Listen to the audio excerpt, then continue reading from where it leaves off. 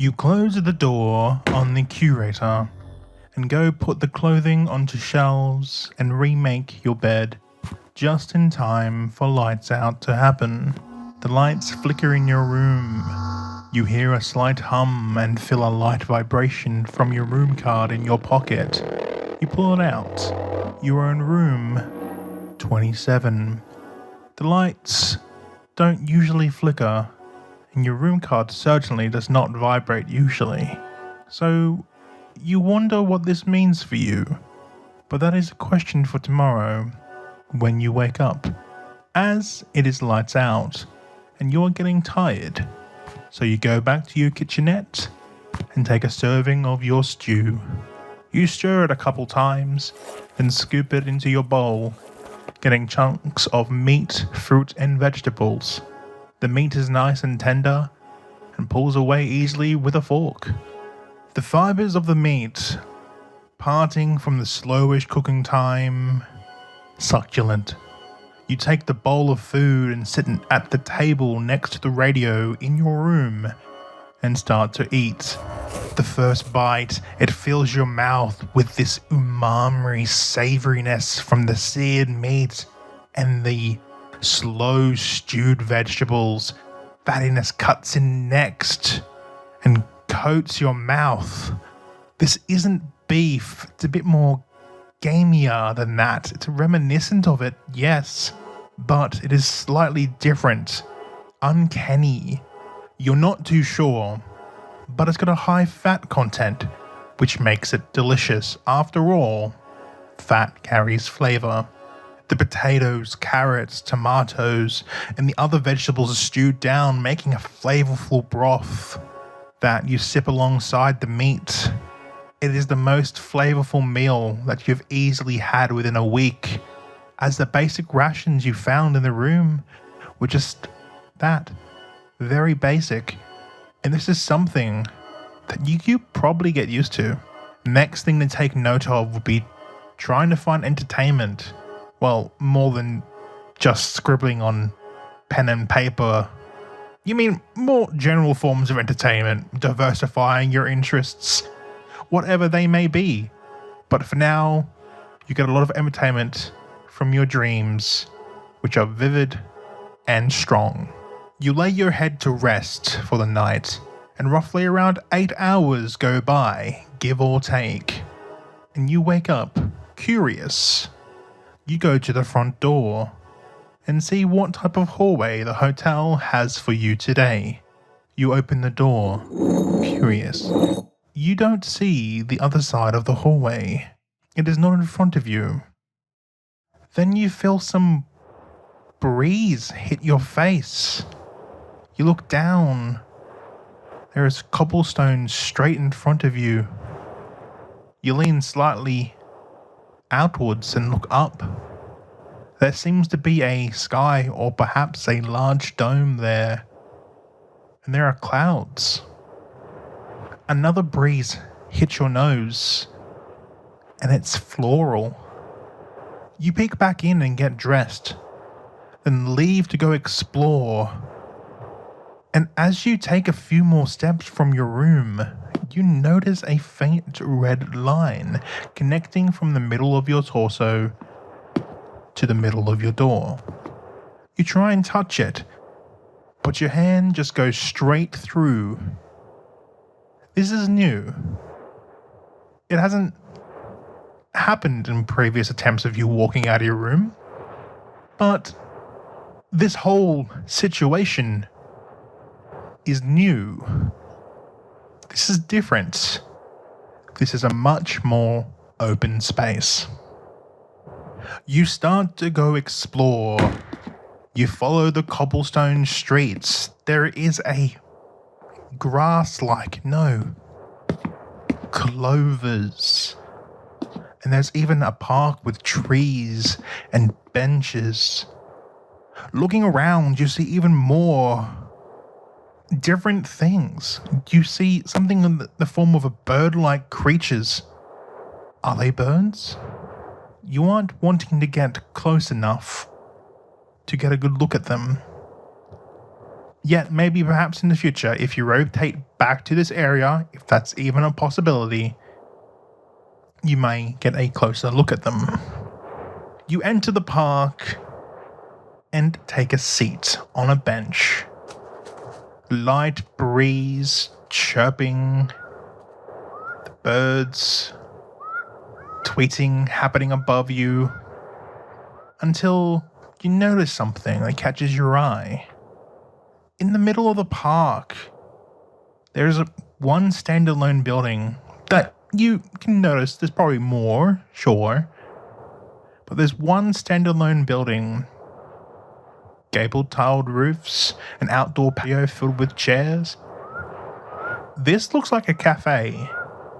You think to yourself, wait, there's a cafe in the hotel? So you make your way back to your room, grab your pinch pennies pouch, then enter back into this area to go find out what this building is. You have grabbed the pinch penny pouch and exited your hotel room. You are back out into this expansive space that you still find kind of strange to you. Looking up towards the sky, is it a dome? Or does it go on forever? Like an actual sky? You see more of those birds pass by. And this time, you get a closer look. Now, they aren't quite birds. Their feathers are more like scales. Their talons are more like little knives. And their eyes are non-existent. You see it vibrate while flapping its wings. Then it becomes incorporeal. Just for a moment. Then back to visible again. You stop for a moment and wonder, what is that creature? You walk past the trees in the park that you were in before. As you pass them, some clouds form in the dome sky thing above, and rain starts to drizzle. It starts off as a light sprinkle and slowly gets heavier as you get closer to what you can only assume is a cafe. By the time you get there, the rain is fully belting down. You look at the building. It's a medium-sized building. Tiled roof, brick walls, and it has a patio with tables and chairs. But none of the rain is getting in on there, as it looks like it's stopped by some kind of force field. You step closer towards the door. Big, double wide. Looks like dark walnut, perhaps. You swing them open. There is a heavy creak on their hinges. They slightly slide against the ground. You look down and see skid marks of where the door meets the ground. It is currently stone tiles inside of this entryway. You step in. Looking further in, it has 2 layers. One step above the other. One, the lower, is more of a wet area, stone tiles, and the other is a dark orange coloured wood. The walls are made of a well-kept dark wooden panelling with what looks like greenish scales as the baseboard, leaning into a vertical wooden panelled wall. You enter the building proper. First thing you notice, on your right is a feature wall with the same green tiles. There are some pictures on the wall with a little light to illuminate them. The wooden floor continues further in, and to the left of you are a few seats and tables. The seats are green plush chairs, The tables are wooden with metal base legs. Further in the room, there are some plants in between these wooden pillars leading to the patio outside. There's also a reception desk with a coffee machine, a clear front fridge, and small plants. You look further around in the room, there are additional paintings on the wall of strange creatures you haven't seen before. On top of the coffee machine, there are red cups and a ventilation shaft. You look over the counter and see a small kitchenette behind an additional wall with a window. Through it, you see what looks like a green-scaled humanoid creature cooking behind there. Oi, just one moment there. Just be one tick, the creature says to you. You aren't quite sure what it is of yet. As it turns around, you see it has wide yellow eyes and an elongated snout with sharpened teeth. Some ridges going down its back of its head, along its spine leaning downwards. They turn a corner to greet you. You see a tail with sharpened spikes on the end. They seem like some kind of lizardkin or dragonkin. You aren't quite sure. But the scales are matching the feature walls and the baseboards from the foyer. Welcome to the roost. How may I help you? You blink your eyes a couple times just to make sure you aren't dreaming, but surely you're not. Standing there is a green-scaled figure in front of you. Are you gonna stand there and stare, or... Oh. Sorry, you reply. I haven't seen anything like you before. Well, you ain't the first. I'll go to be the last one that says that. I'm Litharin. And you are a human, yes? I think so. That is okay. Let me show you what's popular with your kind. Sure, you say. Litharin walks you over to the clear front counter with a lot of different items within it. He shows you an item. This uses a laminated pastry. It's flaky and buttery. It's cut in half. It has like cured meat as well as like cheese. These are usually served hot and pressed. These next ones you are familiar with. They are donuts. A sweet pastry covered in icing. This one looks like strawberry. You know these. Interesting. Where did you say you're from again? I don't know. I only woke up here a week ago. I can't remember anything except for these, you reply. Yeah, alright. A lot of human-dominated worlds, like Heliax or Treblin, have these. I have no clue what those names are. That's fine, that's all good. Over here, we have egg covered in like a cream of sauce and some flatbread. That looks nice, you say. Alright, these next two I don't think you'll like. This one is something I cannot pronounce in Universal. And this other one is an octopus omelette with dried fish flakes and a nice savoury sauce. Yeah, I don't think I would like that either. Would I be able to take the donut? And what sort of drinks do you have here? There's this one beautiful beverage cultivated across most of the void. And even in the hotel. In the farm area. by a person named Mervo. He's quite the character, I can tell you that. What would that be? Coffee? Litharin shrugs, as if he couldn't make it any more obvious. Oh. May I have a cup of that as well, please? Sure, no problem. And as pinch pennies are the only currency that's allowed here, believe me, we have tried getting a more flexible one sorted.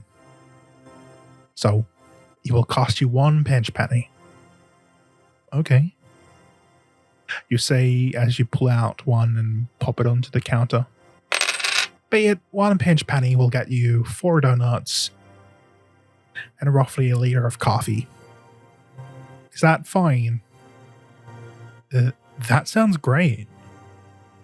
After paying him, you go over to the carpeted area on the other side of the room and take a seat in one of the plush green chairs. As you wait, you start to smell freshly roasted coffee beans, followed by them getting grinded, as well as milk being textured by a steam one. All these smells and sounds are familiar to you. So you sit back and relax, just enjoying the atmosphere, taking in the sounds and smells. Litharin then walks over, holding a paper bag, as well as a small vessel bottle type thing that doesn't seem to be holding the amount of liquid he said. Oh, Art, you wanted about this bottle. It's got a displacement charm on the inside, making it slightly bigger. It's one of the few adept expansionic runes that I've learned. Other than, like, hitting and a few other things. I have no clue what that is. Just, thank you for this. Question. If I leave here, would I ever be able to come back here? Oh, yeah, definitely. There's always a chance you'll be able to come back here until you manage... I can't say that. Foxtrot may actually kill me this time if I give that sort of stuff away. Short answer is yes. Long answer is the hotel. Alright. Enjoy your food and drink. Let me know if you need anything else, alright? Thank you once again. I'm going to enjoy this. You are still sitting within the Roost, the cafe you found in the middle of that open area. The seats are comfortable. The fabric covering them is not a texture that you are familiar with, but it feels nice. Litharin is back in the kitchen cooking whatever he may be cooking. And then you see him exit out of the kitchen and put food into some sort of chute. He then goes over to a radio that is sitting on the front counter and turning it on. And some jazz starts playing, a genre of music that you do remember yourself. It is nice and comfortable, nostalgic, but you haven't a clue why. This is a place you certainly feel relaxed within. You could spend hours here, and in fact, you do. The songs change from time to time on the radio, and you get up and stretch as the rain gets heavier outside. Something that you didn't think of before. How is it raining inside the hotel? You must assume that it is an actual sky, so weather must happen. That's a question answered. Perhaps. You sit back down, relaxing further. The radio starts to static, and the music stops. Litharen, you paid for you to listen, not you and company. Radio privileges are revoked. For the rest of the day, you silly little lizard. Oh, and stranger, if you can hear this, we need to speak soon. Ta-ta! That was Foxtrot coming through the radio. Is she speaking to you? Must be. You currently go by the stranger. But what does she mean that she needs to speak soon? You lean forward to try and look and see if you can find Litharen. And he is nowhere to be seen now. You stand up and stretch again. You lean forward to touch your toes and swing your arms back and forth. You then move to the patio to look and listen at the rain more as it starts to thunder. The rain sounds nice, familiar. Perhaps you remember it from the planet that you're from. Whatever planet that is. Something that is interesting is, as you're standing on the patio, some of the rain is hitting you. Is the force field not working anymore? Mustn't be. But that is okay with you for now.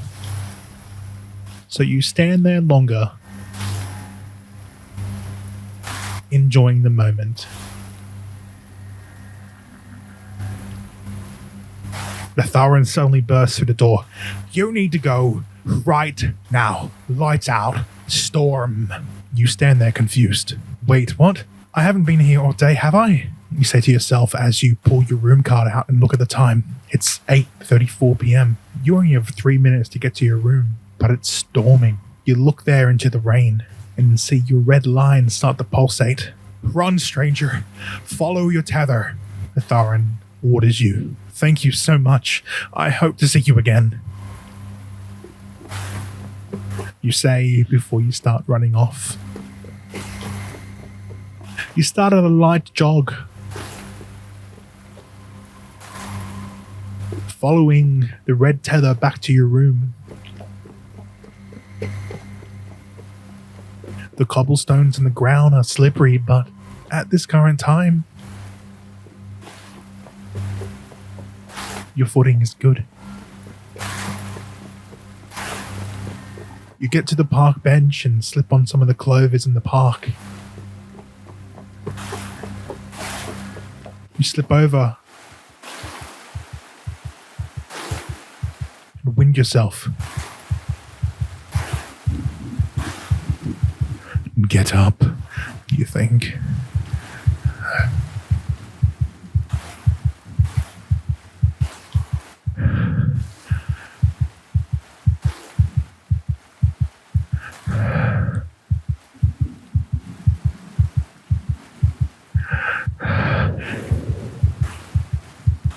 Get up.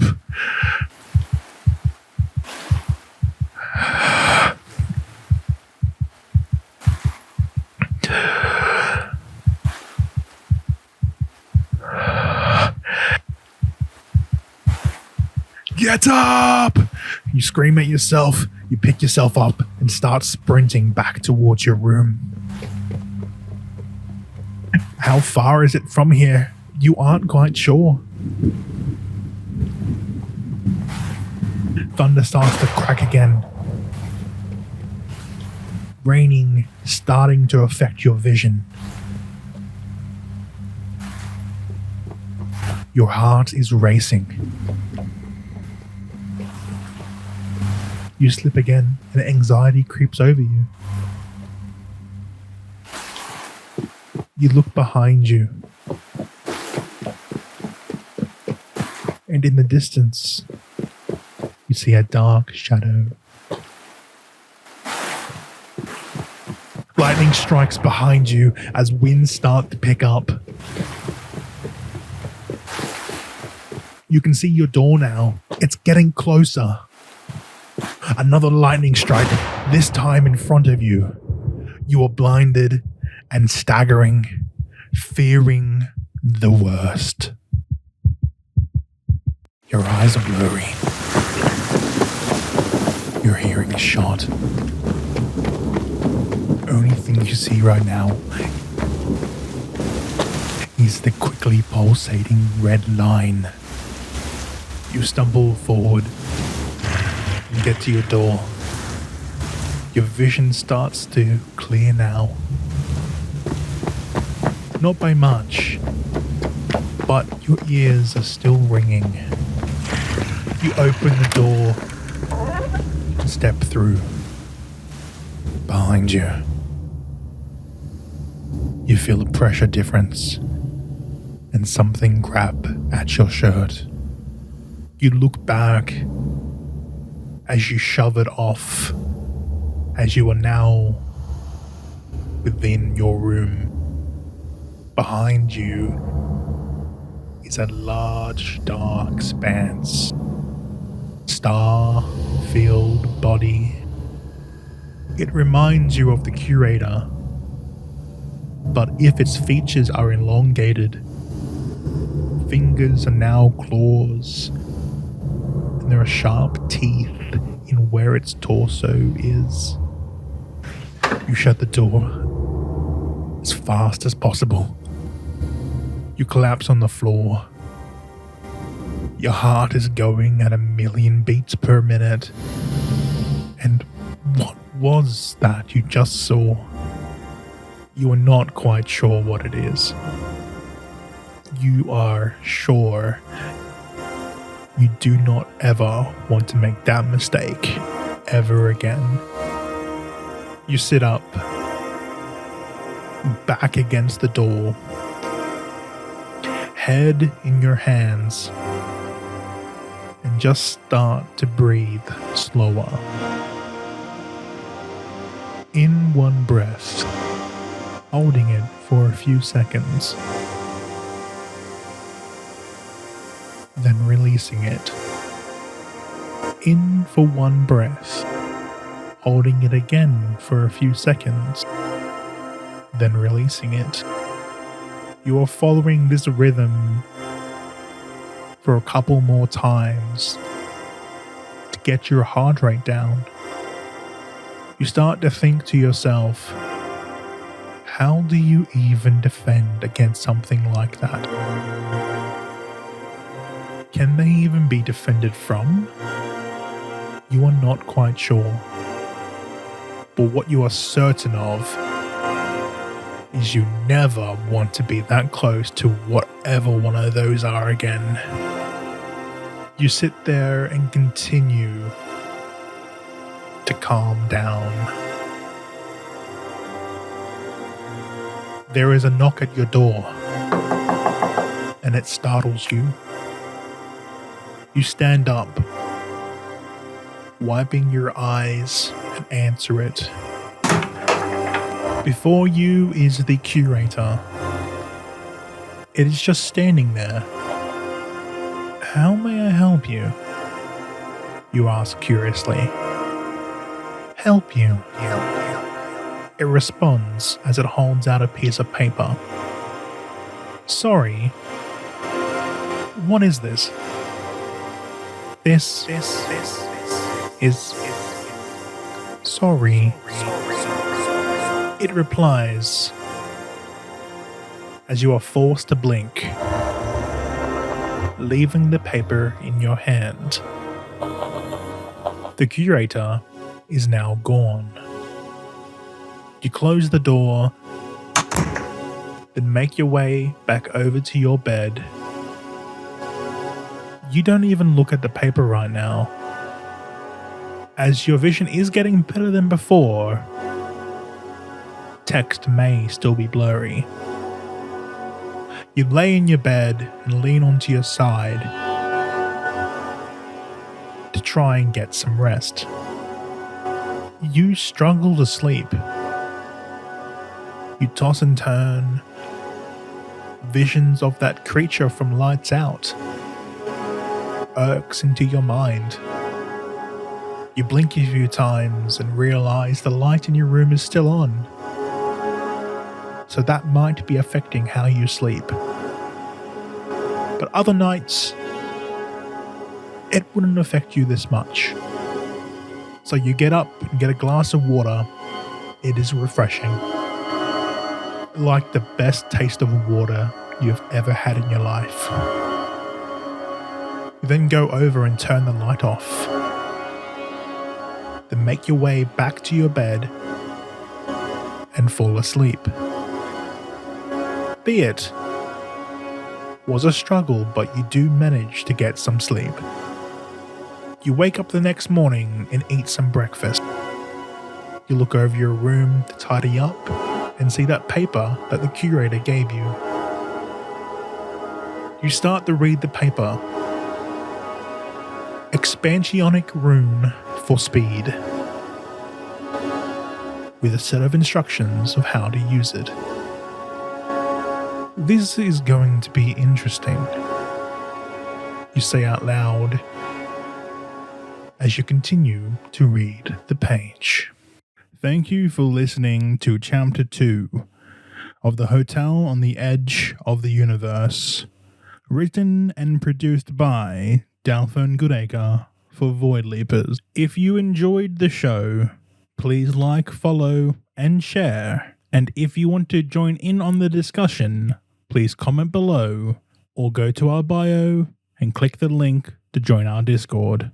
Once again, thank you very much and see you next time.